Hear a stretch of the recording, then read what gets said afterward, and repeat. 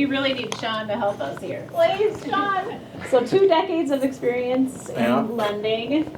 You have some amazing tools that you're going to share with us. So we're all wondering, do we need to have cash? Can we buy with a loan? Is fractional lending an option where we can like pool our money together and buy something?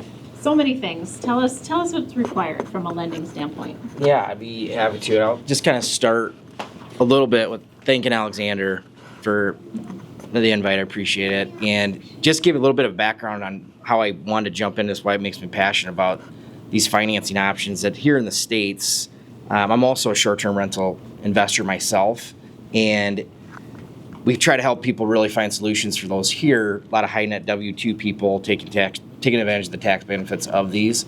And it's always been something that many of our clients have wanted to do, including myself, Costa Rica, Mexico, and I have searched high and low for 5 and 6 years, just trying to find something that was at least plausible, from going down to talking to local banks, to setting up syndication deals with investors, setting up those type of transactions, and was really excited how the timing worked out with Alexander on how to get connected and partner with MoXi down there, which I'm sure you guys are familiar with as well, which has been a treat. So to answer your question, yeah, there are some financing options now that I haven't seen before. Obviously, it seems like MoXi's been doing it for 6 to 10 years.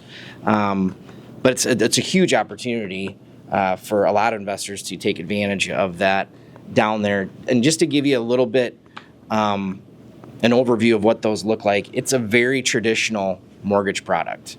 There's nothing fancy or exotic about it. They're 30-year fixed, shorter terms if you need it, fixed interest rates, based on qualifications of the same things we're looking for here in the States. So we call them the 3 C's: the credit, the collateral, the capacity. And as in here in the States, the terms of this financing obviously is going to be different depending on the credit risk that the client has.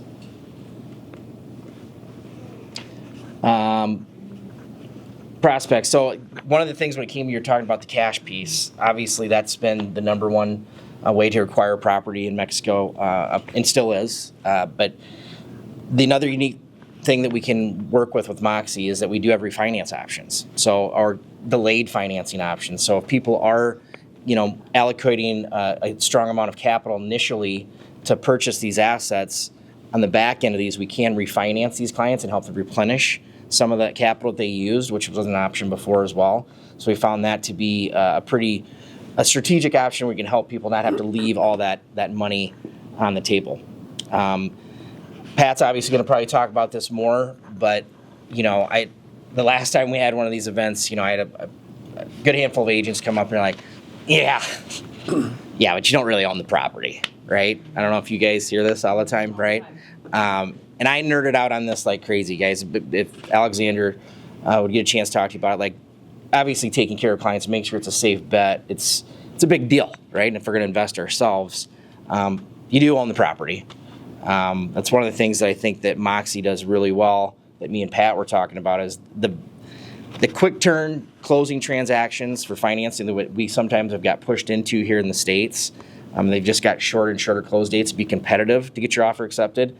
That's not happening down there with financing unless we have a lot of things going your way.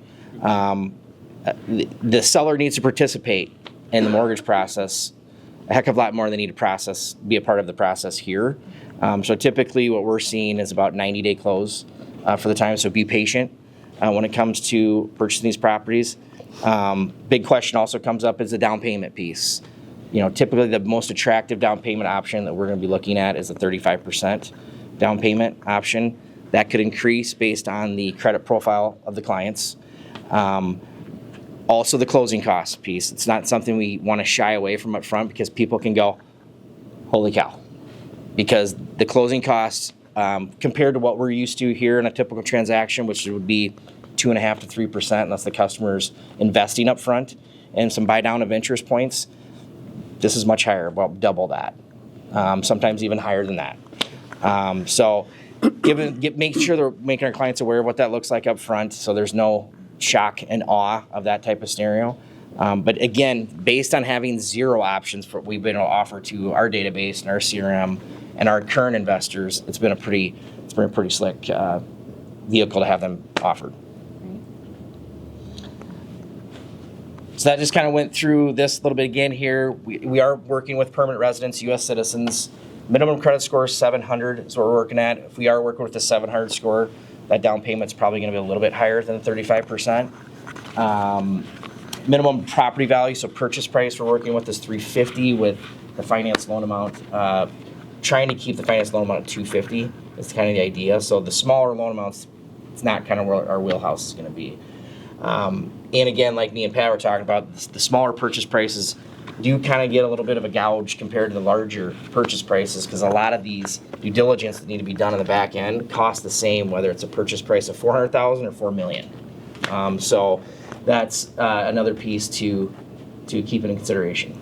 You can go to the next one. I don't know if simple, like I said, very straightforward products. Fixed amortization, 30 years. There is shorter terms. Fixed rates, we have no balloon payments, which that's what we dealt with initially with dealing with financing down there, and Costa Rica and Jamaica, is that we had some crazy balloon scenarios on them. There is no prepayment penalties on these products, which there's more prepayment penalties here we have on certain products that are outside what we call non-qualified mortgages. No risk U.S. dollar services. There is a 1098 that is issued for these properties because it is U.S. currency that's being securitized here in the States, and the servicing is here in the United States. I don't know for sure. You have to talk to your specific tax advisor on if everybody can use that 1098. 1098 is a tax deduction, but it is offered. It is going to apply. It is going to be provided to you at the end of the year. So at the end of the day, really, it's been really, really cool to have something to offer to investors. Especially being that a lot of clients that we work with that are not self-employed, from a luxury asset standpoint and a tax strategy standpoint, really for our high W-2 people, it's really the only option we have. And they're looking to do something outside of the States and a competitive player that's super desirable. So hopefully if you have clients that are interested in learning more about it, hopefully bring some enlightenment of whether it's a good fit for them or not. And this program could be used globally? Not globally. Okay. It's international. There is a new product out. Yeah. Did you see that? Yeah. Okay. There's going to be globally, I would say. It's a stretch. Stretch. Okay. It's up to 200,000. Yeah. Okay. Yep. It's a lot. Wow. Impressive. Yep. Thank you. Great overview. Oh Yeah. my goodness. Yeah. So it's possible. It's possible. And buying close to the coast is possible. Yes. Okay.